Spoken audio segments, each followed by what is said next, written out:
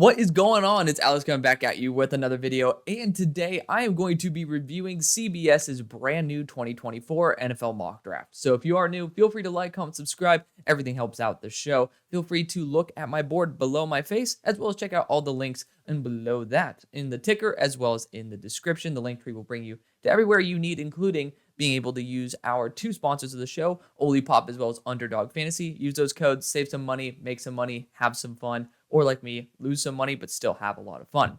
Let's get right into this though. Of course, this is going to be a live react, but CBS always has something for us to comment on, and I've had quite a few run-ins with Tom so far over the tenure of the show, but CBS always has some quite entertaining videos to do. I did just put up a top 16 wide receivers video that is post-combine, so I did update it, and more rankings will be coming out in the near future. So starting out with the first overall pick, the Bears go after Caleb Williams. We'll see where Justin Fields ends up going. Apparently, Russell Wilson was at the Steelers building for a very, very long time, so maybe the chances of him being a Pittsburgh Steeler are lower, and maybe the market really isn't that strong.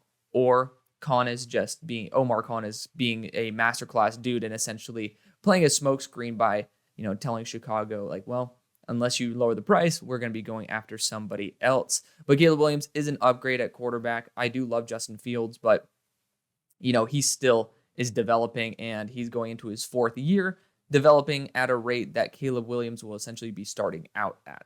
So I think this team actually does, if they hit their draft and free agency correctly, have a legitimate shot at pushing for a Super Bowl. And that's not an over-exaggeration. It's not like you're the worst team in the NFL. This is the Panthers pick.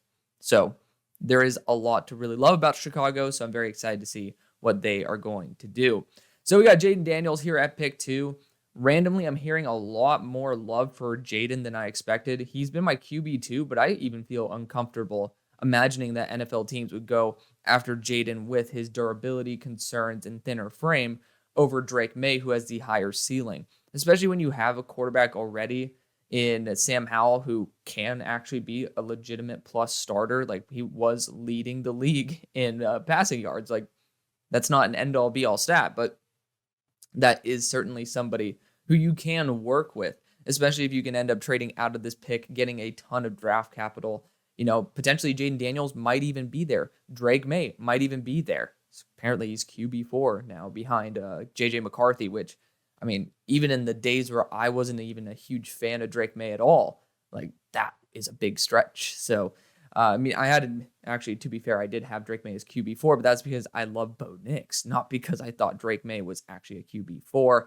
And J.J. McCarthy love, we'll talk about that when the time comes. But, this is just, even for me with Jayden as my QB2, he's still 14th on my board. It feels a little bit rich if you could trade back and potentially get a similar value prospect in Drake Maye or Jayden Daniels and get a ton of draft capital. So at pick number 3, we have Drake Maye. So at least it ends off with the quarterbacks going 1, 2, and 3.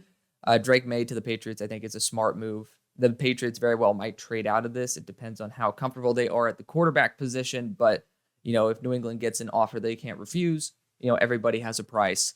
And New England is actually fairly solid at being able to acquire quarterback talent. Maybe not the best of the best, apart from Tom Brady. But, hell, we could even see Jimmy G make a return to New England, in my opinion. And then you could end up actually being able to take a chance at having a good run with a more solidified roster everywhere else. Because offensive tackles, even though you got Chakuma Okorafor on a 1-year deal, as a Steelers fan,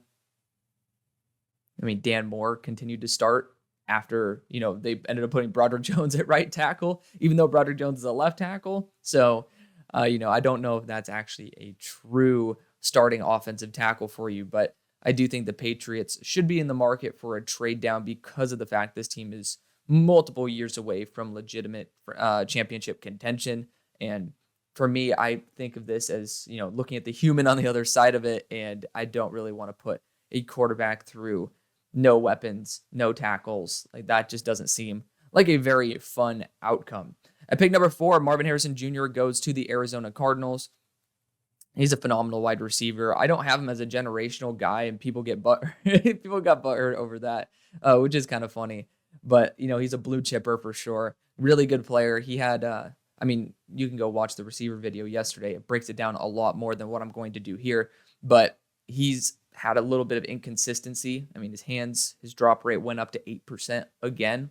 It was at 8, then it went to 3, then it's back up to 8. So, for me, I'm not really a huge fan of seeing a yo-yo in terms of drop rate. I prefer to see at least a little bit more of progression, and we did not get to see that. Of course, his quarterback was an absolute bum, probably a certified McDonald's minimum wage employee, but hopefully he can end up getting some good money elsewhere, the quarterback Kyle McCord, and end up taking care of his family and not being stuck on minimum wage. Fingers crossed.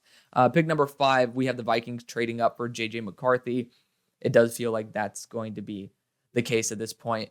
I know that JJ has been, for me, pretty much locked to Minnesota for a hot minute now. It just feels like the guy that they're going to go after. And the question is, do the Vikings actually have to make a move up for him?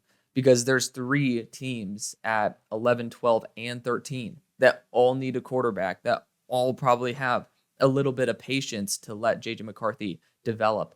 One of the teams I don't really see that is Minnesota. Honestly, I think you guys should go after Russell Wilson and build the rest of the team, because cap-wise, it's just not looking too hot for y'all. And I don't know if JJ McCarthy gives you to immediate contention day one. At pick number 6, we got Joe Alt to the New York Giants. You're really going to be already putting a left tackle to right tackle after failing putting a talented left tackle to right tackle. It kind of feels like deja vu. And Joe Alt did not do well in Stoutland's drill, where he actually was testing out how he'd play as a right tackle. I don't know why that's not really being factored in more, because Stoutland is very smart and very particular about what he's doing with evaluations for players. And when somebody is being projected to the Chargers, to the Giants as a right tackle, when he's never played right tackle and looked uncomfortable trying out as a right tackle, yes, it was one drill, but that's a bigger sample size than never seeing somebody play that right tackle position. And that's a bit of a worrisome move for me. It really is. I'd prefer to go after Tali Fuaga. He's most people's tackle 2 or even tackle 1. For me, he's my tackle 1. For Daniel Jeremiah, he's his tackle 1. And it's a true right tackle. Take the true right tackle if you're really going to give up on Evan Neal. Just don't make the same mistake twice. At pick 7, we got Amarius Mims going to the Tennessee Titans. That's a big shocker to me. I don't think Amarius Mims will be the first tackle off the board. Some injury concerns in there for sure, a lack of experience. Don't really know why he came out this year. He was going to be my number 2, if not number 1 overall player on my 2025 big board. So it is kind of a head scratcher for me, but Amarius Mims, excellent talent. It's just very tough to believe that he would go this high. And then sending another Georgia tackle to the Tennessee Titans doesn't really seem to be on any of our agendas. At pick number 8, we got Malik Neighbors going to the Atlanta Falcons. They have absolutely nothing in terms of receivers at the moment except for Drake London. And then, of course, you got Kyle Pitts in there. But saying wide receiver-wise, literally one dude on roster. So this would be ridiculous. You'd have, pretty much 4 super weapons now with Robinson, Pitts, London, and Neighbors. And I think that is exactly what you need. Pick number 9, the Bears go Rome Odunze. Rome is an awesome wide receiver. No hate towards him at all. He's my wide receiver 4. And, he is spectacular. I think the Bears absolutely would benefit from his presence on the field. His red zone ability, I think, actually complements DJ Moore very, very well. So he'd actually be the primary red zone option for Caleb Williams, and I think it would work out very, very well. Pick number 10, you got the Jets going Tali Fuaga. Again, tackle number 1 on my board. He's been tackle number 2. Yes. Was he tackle number 2 coming into the year? He was. I think so. It might have been Amarius Mims. I was slightly above him. I don't know. He was above Olu Fashanu. I know that. So he was within my top 3 tackles coming into the year. And obviously he had a phenomenal year. He had some slip-ups in there, versus University of Colorado. I don't know why, but he had a pretty poor game versus them. But Tali definitely still is learning the position. So maybe that doesn't line up with what I would go for the New York Jets, but I don't really see very many options that are superior to that. At pick number 11, we got J.C. Latham going to the Chargers via that trade back. It makes sense. You're going after a pure right tackle. I'm glad they finally did that.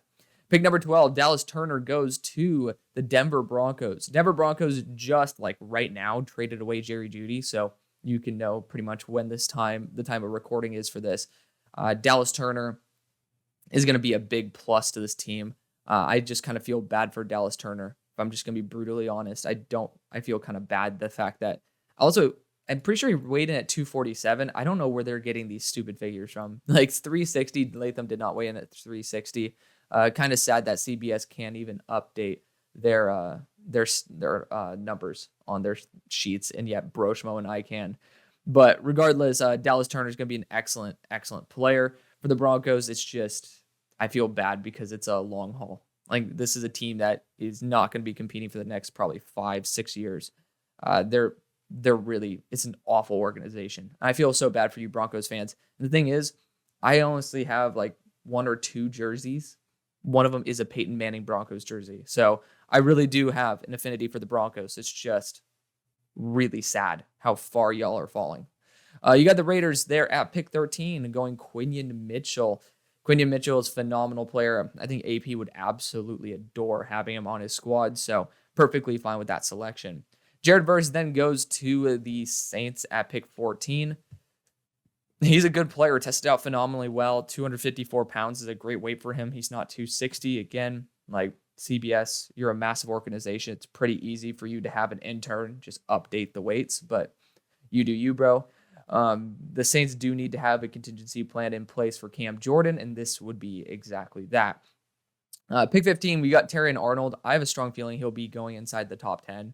Just somebody who has an unbelievable personality, really is someone who could be a captain of the defense and probably the captain of the team.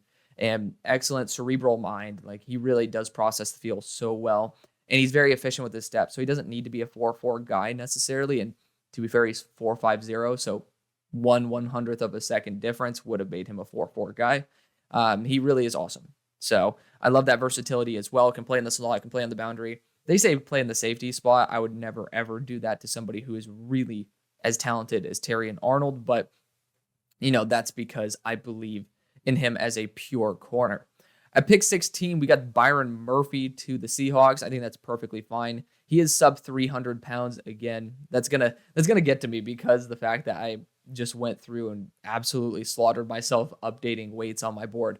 But he is sub 300 pounds. That's a big concern, especially if teams are getting concerned about Jerzon Newton's size. Like Byron Murphy certainly is on that smaller size, but he is an awesome player. Great explosiveness, super young at 20 years old. There's a lot to love about his game. I just think that the Seahawks honestly might go after offensive line more than defensive interior. At pick 17, we got Nate Wiggins, corner out of Clemson. He is 173 pounds. I think the Jaguars would be smart to go after a boundary corner, but this isn't a boundary corner. Simply put, I don't think you can trust someone at 173 pounds on the boundary. We saw what happened to Emmanuel Forbes this year. And I love Forbes. It's just when I saw him become 166, I'm like, dude, you're a slot only. Like, there's no way you're actually going to succeed at that weight. Very few guys can properly succeed at that weight. Like Levi Wallace, I think, is in like that 179 range. And as a Steelers fan, I was praying for him to get off my team. So I'm a bit concerned. Nate Wiggins is a very smart player. I think he needs to go to a team that's very zone heavy and that gets him to be a little bit less press heavy because he's very, very smart, knows how to cover his zone, and it's just very dangerous putting him on a team that prioritizes physicality. And I just don't think this is going to be very much a bulky guy. At pick 18, we got Brock Bowers here. For obvious reasons, he should not be here, but Brock Bowers is an absolutely amazing tight end, probably one of the best that we've ever seen. So, the fact that he's here shows the value of the tight end position, but at the same time, we did see someone like Sam Laporta really elevate an offense. So I would not be surprised to see him go earlier. At pick 19, Olu Fashanu slips to the Los Angeles Rams. I think probably at pick 17, if Olu Fashanu or Brock Bowers is there, a team's going to trade up. I know that this mock has very limited in terms of trades, but if I'm the Steelers, I'm going up for Olu Fashanu right away. He might not be the best run blocker, so it's not very Arthur Smithy, but in terms of pass blocking and protection, this guy is honestly a phenomenal player. He does have small hands, and I'm someone who doesn't value hand size that much, but we just did a free agency and draft live stream, Broshmo and I. It's going to be on Draft Bros, so feel free to check out that show as well. It is in all of the link tree as well. It's at the bottom. Draft Bros is going to be Broshmo's and my private show, so you guys can be able to see exclusive episodes of that you won't be able to see anywhere else. It's kind of the shows that we don't really know would work on our own show, but we still really want to do. So it's a great way for us to honestly have very unique content that you can't see. And we obviously have a great time together. He's one of my best friends. So, definitely subscribe over there. Once that show gets to about 500 subscribers, because we're in that 300 to 400 range, then that's where we're going to actually start doing all the live streams over there. So definitely do that, because that's going to be where the live streams end up going. We want that to end up being something where we can truly monetize it and actually be able to put a lot more effort, because for obvious reasons, we get a lot more return on investment from this show. Regardless, we did end up talking about hand size specifically on that. And, I ended up saying, like, hand size to me doesn't create an issue in the run game. But if you have an issue in the run game and you have small hands, that's where I start having a problem, because there is an impact that you already see in the gameplay that you have, and then you don't have the physical attributes to be able to overcome that. Now, I don't think that's an end-all be-all where Olu can't run block at all, but we are seeing that he struggles in the run game, and then he does have small hands. So there very well might be a causation there and not just a correlation. But the Rams would be very, very smart to draft Olu Fashanu at pick 19. Pick 20, the Steelers go Troy Fautanu. Whether he's a guard or a tackle, we'll see. He ended up having really good tackle length arms, like over 34 inches, which is incredible. So he is tackle ready, but he did allow 5 pressures in a game. For me, that's almost the no-go territory. If you allow 6 pressures in a game, I will never play you at tackle. In college, if you allow 6 pressures in one game, you're pretty much a guard exclusive to me. So he ended up allowing 5 pressures in a game. That's where I start feeling a little bit more uncomfortable, why I had him as an interior offensive line for so long. And I think his ferocity definitely leans more towards a guard, but this might be a team where we are on the move quite a bit. Arthur Smith will know how to use Fautanu properly, so I think he could end up working as that left tackle spot. Pick 21, the Dolphins go Tyler Guyton. I mean, you'd have to sit him for an entire year or play him at left tackle immediately. For someone who is so raw, I don't really trust it, because if you had a right tackle spot open, you just paid Austin Jackson as well. So if you had a right tackle spot open, different story. But you have Brian Thomas on the board. That's just the right move at this point. Unless you want to go Jackson Powers Johnson, who is a Dolphins fan, which would make sense as well because you have nothing on the offensive interior. That would make sense as well. But Tyler Guyton's one of those guys at this point I am not a fan of to Miami. At pick 22, you got Cooper DeJean going to the Philadelphia Eagles. If Cooper DeJean makes a lot of sense because he's so versatile, he can play in the slot. I think he'd end up playing safety until Sidney Brown is ready to return. But this is also a team that, depending on the price of the contract, they're going to probably address safety in free agency. So that, to me, it feels a little bit less of a position to target. Like, Brian Thomas is the guy that you really want at this pick, not only because of the fact that, he's going to be a great player on your team, but because every team after this are teams that you're going to either be competing against in the Super Bowl or in the playoffs. And you really want to limit the weapons that you have to cover in the playoffs when you still have, Darius Slay and some aging weapons on roster. I like Cooper DeJean, but I really don't think he's the best locker room presence for the Eagles specifically, because I don't think there's anybody who gives juice to the Eagles secondary the way Chauncey Gardner-Johnson did. If you bring Chauncey in, there's not really a reason to bring Cooper in, my honest opinion. But if you do somehow have that combined, awesome. Cooper's just kind of a bland personality, and in a locker room like Philadelphia that has always thrived on their energy, it is something that does bring up some concerns for me. Still would be a great pick. Again, I've made it myself. But you have to start thinking, who's going to bring the energy? What role is Cooper going to play? Is he going to be a captain of the defense?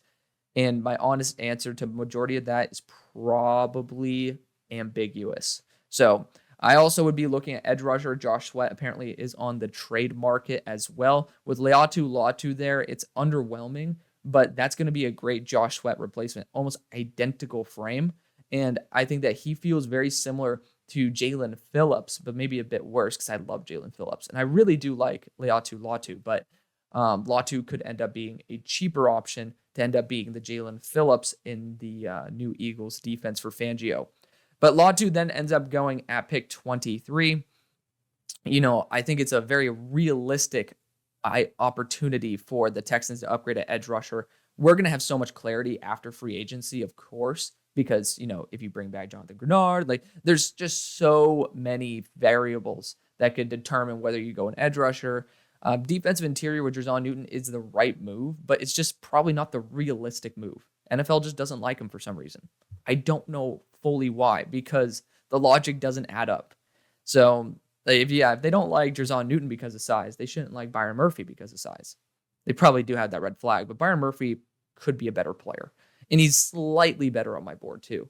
And now Jerzon Newton's 18. So there is a little bit of a shift there. But Leatu Latu would not be a bad choice at all. I think that his technique would actually pair very well with Will Anderson. Maybe I would want to go after someone with more power, but this class is a little bit limited in terms of edge rusher. So Leatu Latu would not be a bad choice at pick 23. Pick 24, the Dallas Cowboys go Jordan Morgan. I assume you'd be kicking him to guard and Tyler Smith to tackle. I don't really trust Jordan Morgan to be a full-time left tackle. He does have experience at left tackle for an extensive period of time, so at least you do have that. But, there is a little bit of an issue for me in terms of the arm length. It is just under what I'd want for a tackle, and I didn't think that he performed all that well. When I was watching him play, he ended up being around the 80s to 90s range for me overall on my board, because I think that he's a great athlete and needs actually a bit more refinement. And, without Tyron Smith there, you might want to kick him to guard until he's ready, or just keep him at guard because I love that versatility and I love that mobility that he has. So I certainly love the idea of Tyler Smith to tackle. If you can put Jordan Morgan to guard, I will support this pick. But I don't see it obviously in here. So they're talking about him as a Tyron Smith replacement. You have Tyler Smith there. So I'd go after Jackson Powers Johnson to play center. But that's a conversation for our mock drafts. I'm just talking about the pick themselves. Kool-Aid McKinstry goes at pick 25 to the Green Bay Packers. Green Bay, they're a situation that really needs to focus on restructures and everything. They're the whole entire reason I ended up taking down my ultimate draft guides until after free agency, because there's so many variables. They made me realize how many restructures need to be in place, how many different guys need to be cut, and there's just so many unknown factors that, there's no real point in making a video that is essentially going to be completely wrong. So Green Bay has a lot of work to do. Kool-Aid McKinstry is well worth the 25th overall pick. There are concerns over his athleticism since Terry and Arnold didn't test phenomenally well, and Kool-Aid is considered to be an inferior athlete to Terry and Arnold. So there's that, certainly. And then there are some motor concerns based on him not playing every single rep to the way that he should. But I think that his top-end rep play is as good, if not better, than every other corner in this class. I'd be fully supportive at pick 25, but at the same time, the NFL might not be. Also, there's a Jones fracture in Kool-Aid's foot that he's been playing on. He's going to be getting that fixed after his pro day. At pick 26, we got Chop Robinson going to the Buccaneers. People got all hyped up about Chop Robinson, testing out so well. Why? It's like Xavier Worthy. It's like, did you not know Chop Robinson was going to be an elite athlete? Did you not think he could have ran 4.4? Did you watch his tape? Chop Robinson is an absolute freak athletically. We knew this. And so it's a little bit of a surprise to me why people genuinely got hyped up. I mean, again, I love the fact it's great that he tested well, but it's another one of those things where it's like, yeah, you should have tested well. It would be a red flag if you didn't test well, because he is so raw. And in the games where I really thought he needed to prove himself, he got hurt in the Ohio State game this year. That sucks. He had 9 pass rush attempts versus Michigan. He got three pressures. That's great. That's awesome. But you still need to have a larger sample size, right? He could have had another 20 reps in there and maybe not got a pressure, and then that would have shown us a little bit more as to, like, I'm not trying to knock Chop down. I'm saying I want to see more tape as to see how do we make you into the player we think you could be. And I don't think there's enough translatable tape out there versus NFL talent for Chop for us to really have a full handle on it because he is so underdeveloped. And I would not be surprised to see Chop fall to day 2, if not slip a little bit farther into day 2. He tested well. That's great. You should have known that already. Same thing with Xavier Worthy. So Chop Robinson, I think the Buccaneers would do a fine job by adding him to the roster, but you are essentially doing Mike Evans a disservice by taking a project player rather than going for someone who could be a real impact. Again, free agency could totally change my opinion on that. Pick 27, Graham Barton goes to the Arizona Cardinals. I think that going after interior offensive line, because he's definitely not going to be a left tackle in the NFL. Like, he technically does have the length for it, but his play style is just unbelievably talented as an interior offensive lineman. With so many of those on the board, I personally don't think you need to push it. Like, you have a second round pick. If you really want to go interior offensive line, trade back in the second, get Cooper Beebe. Get Zach Frazier. Like, you don't need to spend pick 27 on an interior offensive lineman when you have such a close second round pick. Like, you might be willing to do it if you have, pick 28 and your next pick is like 60. That makes more sense. But Graham Barton here, it's a bit early for me, especially given the fact, you've gone offense once. This team still has defensive interior needs, corner needs, pretty much needs everywhere, edge rusher needs as well. And then when you look at the offensive side, you need to go after a true tackle. So this is, for me, you got to go after Jerzon Newton at this point because it is so late in the first where you can start reaching on players who are considered second-round prospects by the NFL. And then that's where it's at. I think you guys would agree to that. He'd be an instant starter on the roster. At pick 28, we got Jerzon Newton. There you go, Johnny Newton. By the way, for those of y'all who got pissed at me for calling him Johnny Newton, I know CBS isn't the most reliable source in the world, but he does go by Johnny Newton.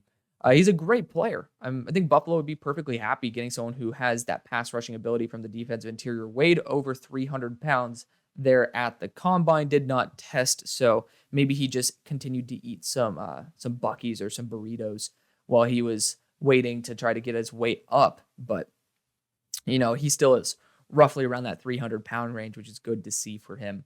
At pick number 29, we got Tyler Nubin going to the Lions. Not a fan of this pick at all.